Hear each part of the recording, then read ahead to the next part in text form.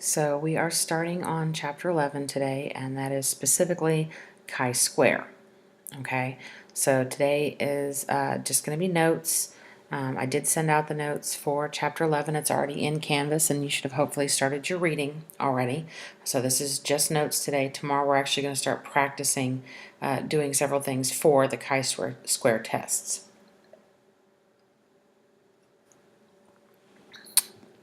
And feel free to pause the video as you need to be able to copy everything down, replay it, that's fine. Okay, so the big thing about chi-square is that sometimes we need to be able to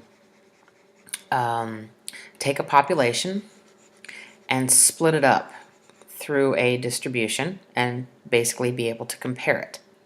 Okay, or sometimes we need to take two different populations because we need to compare, say, males to females. Okay, and you're comparing them across one or more distributions.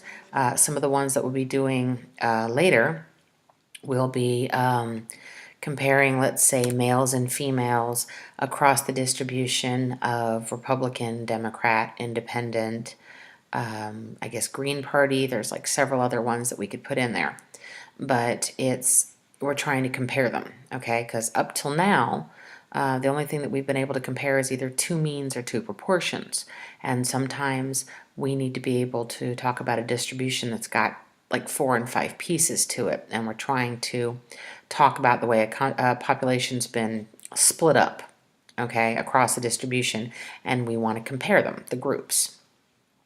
Okay, so this sort of allows us to work with larger groups of people or larger groups of things that we're comparing.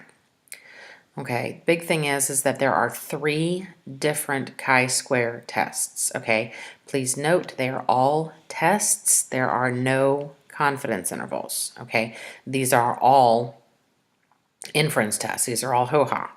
Okay, there's just 3 different ones depending on what you're trying to test. Okay. And they're all relatively similar. The biggest difference between them is going to end up being your state and conclude, really. And it's because you have to state somewhere in there what kind of a chi-square test you're doing.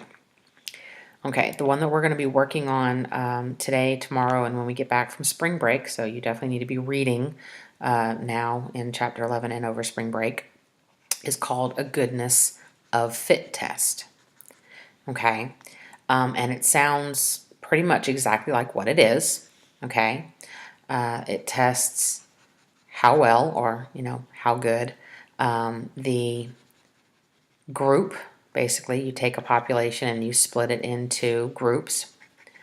Okay, and we're testing how well those groups match a given distribution. Okay, and literally, how good do the groups fit the distribution that you're given? Okay, and again, it could be anything. It could be people. It could be dogs. It could be batteries. It could be anything like that, where you're taking basically a single population and you're splitting it into defined groups. Okay, and the big thing on this is because we're taking a population and dividing it into groups, this is considered categorical data. Okay, remember categorical as opposed to numerical? That means that these groups all have some defining characteristic that they've split the group into, or the populations into. Okay, and somehow we're given a distribution of what should be, and we're going to test it against our sample and what we see.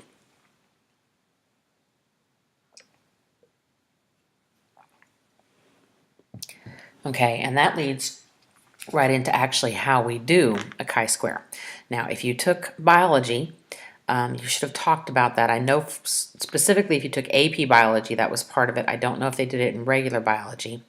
But I remember my daughter coming home and telling me about chi-square.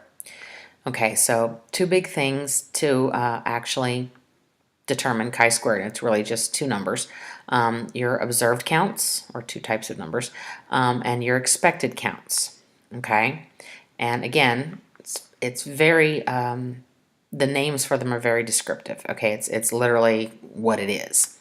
Okay, so observed counts. They come from your sample, right? You have to take a sample in order to get them, and that's whatever sample that you're taking to test, and it is literally the counting up of each group in your population, whatever groups your population's been split into. You're just literally going to count up from your sample how many are in each group, okay? And the big thing is those groups are determined by the distribution that you are testing, okay? If you're being told that you are testing, oh goodness gracious, let's see. Okay, if you're testing absences on days of the week for school days, okay, then the groups that you are dividing your population into are Monday, Tuesday, Wednesday, Thursday, Friday, okay? And you would be testing to see if, you know, the school says that, you know, this is the proportion of kids who are absent each day of the week, and then we're going to take a sample week from the school year, and we're going to test it. Okay, so the groups that your population falls into, your population being all the students that are absent, your group is going to be Monday, Tuesday, Wednesday, Thursday, Friday. Okay, so the groups are determined by what you want to test, right? And you're literally just going to count up from your sample how many fall into each group. Okay, and the one that we'll be doing when we get back from spring break, we're going to actually do the M&Ms for chi-square. So your expected count, or your observed count rather, would be you took a bag of M&Ms and you open it up and you counted up the number or the proportion of each color in a bag of M&Ms. Okay, and that would be your observed, what you actually see counts. Okay, your expected counts, and again, it's very literal, the expected counts are what the distribution that you are given says they should be, okay? Now, and it literally, whatever the thing that you're testing against, whatever it says the proportion of the counts should be, that's what's considered your expected counts. And again, using the M&Ms, the M&M Mars Company actually has online a distribution of what percent of each color should be in the bags, okay? And so what they say should be in the bags is your expected count, and when you open up a bag and you can count them up, that would be your observed counts.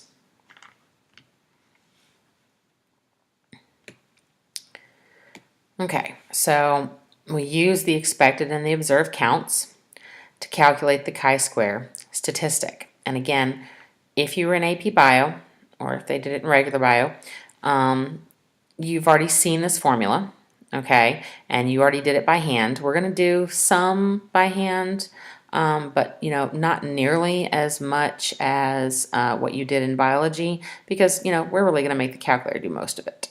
But that is the formula. You take each observed from whichever group, you subtract its expected value, you square that difference, and then you divide it by the expected value. And everybody knows that the sigma, that's a very bad sigma, but it is sigma. The sigma in front of that, hopefully, everybody knows that. I think that's better. Means that you are supposed to find all these little pieces and all the individual pieces and then add them up. Okay, so if you have 6 categories like with the M&Ms, then you're going to do this 6 times. How many did you get in your bag? What's the proportion? What does the Mars Company say it should be? Subtract them, square that answer, and divide by the expected. And then you're going to add them all together. When you add it all together, you get the chi-square statistic, okay, which is like your p-value. I mean, that's really what it is. Okay, so, or if not your p-value, sort of rather, it's like your t-value, t-score or your z-score, okay? It's what you're going to go compare it against.